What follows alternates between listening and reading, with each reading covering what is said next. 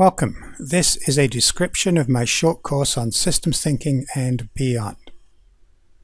The course covers introduction, learning outcomes, course assumptions, overview of the sessions, comments from previous partitions, and further information.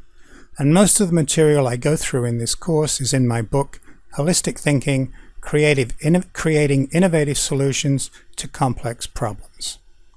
So, participants in this course will be provided with a copy of the book. It's not your average course. In the usual style of my courses, it uses a systems approach that was developed from 15 years of research. So don't come to my classes expecting to sit back and listen for 4 days. You're going to do exercises. You're going to be taken out of your comfort zone. You're going to have to think. The learning is intense because you're learning principle as well as processes, and it can be customized for specific needs for specific organizations, and it's not for everybody. The learning outcomes are an understanding of systems thinking, its benefits, and its limitations. The ability to deal with open-ended problems with no unique solutions. What are those? Don't problems have solutions? Well, you can find out.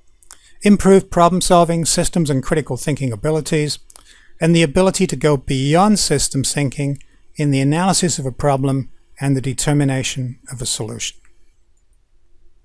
The assumptions behind the course are the same as all my other courses. It's seminar format. There's too much knowledge to cover in the contact hours, so the knowledge is in the readings. And in this case, you've got a book. And you've got some other readings associated with the book that have been developed since the book was published. The lectures summarize the knowledge and point out the important points, but you're expected to do the homework and read the material. You also have the readings for use as a reference when the course is over. And the practical activities bring the knowledge to life and gives you the experience anchor points if you haven't already had them in the real world, so that you can retain the knowledge and build on what you already know. The sessions and the schedules are shown on slide 6. We start with thinking and go into systems thinking and critical thinking, holistic thinking, problem solving, decisions, the 9-system model, introductions to system, and on the last day you get to tackle some real problems, and at the end I summarize and wrap up. And the lunches may be working lunches when you're doing exercises.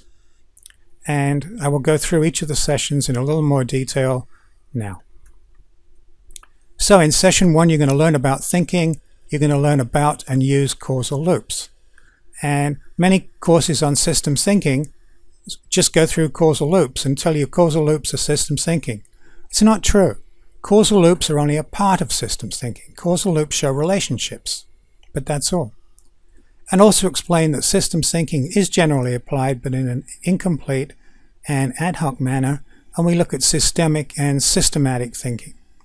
And you get to view issues from a different set of perspectives and a standard set of perspectives. And you learn the benefit of doing so. And you recognize the need to go beyond systems thinking. And one of the benefits of going beyond systems thinking is shown in this table here. It deals with factors conducive to innovation. And you can understand that if you want to be a problem solver or a problem formulator, it depends on your ability to find similarities among objects which seem to be different, or differences among objects which seem to be similar. You don't see that in causal loops. You don't see that in systems thinking. It comes from the application of what I call holistic thinking, and that requires you to go beyond systems thinking. And this is explained in the course. Session 2 deals with critical thinking. It shows the need for clear and concise communications and explains the logic and reasoning. And take a look at the picture. You see the plastic bags on the tree? Do you realize that's a plastic bag tree? I didn't know that. I came to the tropics and I saw this tree and I said, wow, that's a plastic bag tree. You're laughing, you're smiling, because you know that plastic bag doesn't grow on trees. Well, we get to discuss that, and you understand how and why this is a part of critical thinking. Session 3 deals with holistic thinking, where we go beyond system thinking. So I explain how the different perspectives and critical thinking relate to each other, and you further recognize the need to go beyond systems thinking. And I point out examples of how holistic thinking can result in innovative solutions to problems, and then you get to practice holistic thinking in planning the implementation of solutions. And one of the tools that you're going to use is active brainstorming, where you look at something from the different perspectives and you ask the questions who, what, where, when, why, and how, which are the same questions that a journalist asks. And I will explain that more in the course, or if you're really interested, you can get the book and look it up. Session 4 goes into problem solving, and so it explains the need to and the difficulty of identifying the correct problem, the consequences of not identifying the correct problem.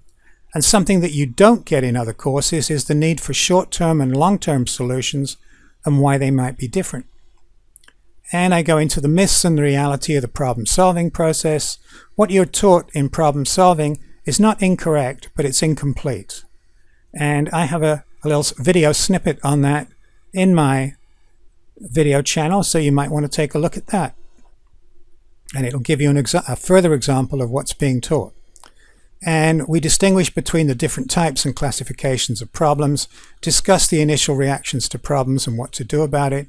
You learn to manage complexity, and you learn the benefits of going beyond systems thinking in problem solving. Session 5 discusses decisions and decision making, basic part of problem solving and management. So we go into the nature and different types of decisions and the different decision making tools. We discuss evaluating the decision-making tools, determining the tool most suitable for a decision. Specifically, you want to find out which tool you should use for the decision you're being faced with, the nature of objective and subjective decision-making, and you get to do the exercise and actually make some decisions. Session 6 goes through the 9-system model. I explain it. I relate the 9-system model to the problem-solving process and give you an example of managing stakeholders using the 9-system model and how to perceive a situation in the context of the 9-system model.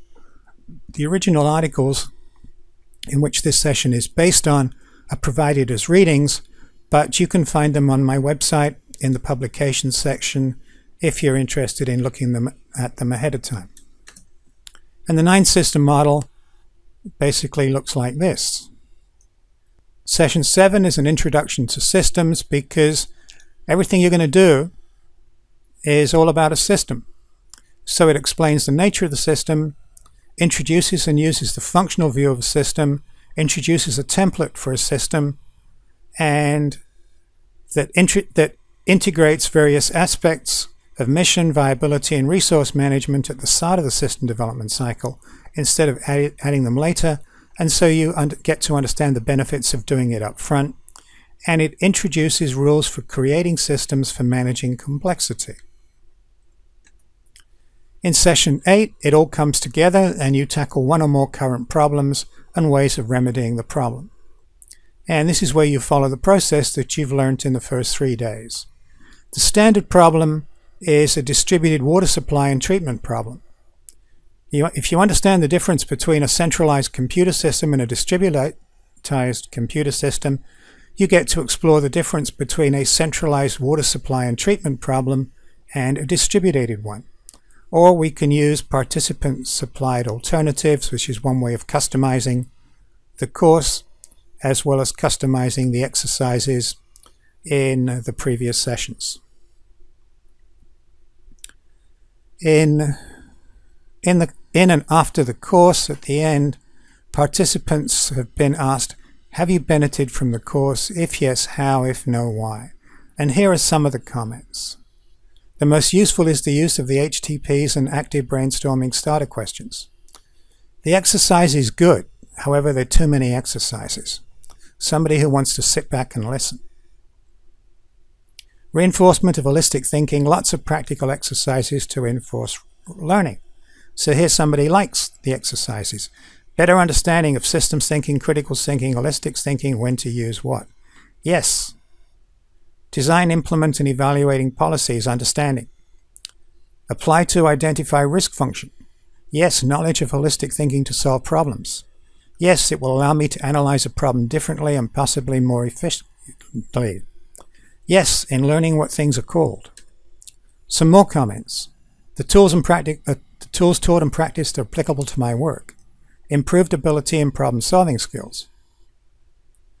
The course has educated me to assess problems via systems thinking and critical thinking with the HTP and the 9-system model. Okay, the conversion of engineering thinking to systems thinking is not easy, and the instructor has not made the transition easy. I never said I would make it easy. I said I'd show you how to make the transition. Yes, at least now I have a template to start off when given a problem. And yes, approach to problem solving from all perspectives. So, hopefully we met the objectives and summarized the 4-day course in 15 minutes or less. If you need a customized version for your organization, content, or delivery mode, you want some group discounts, you want a copy of the study guide so you can see in more detail what goes on in the course and what readings are associated with each session, or you want to register it, contact us. Thank you for taking the time to view and listen to this short presentation on systems thinking and beyond. Look forward to seeing you in my class.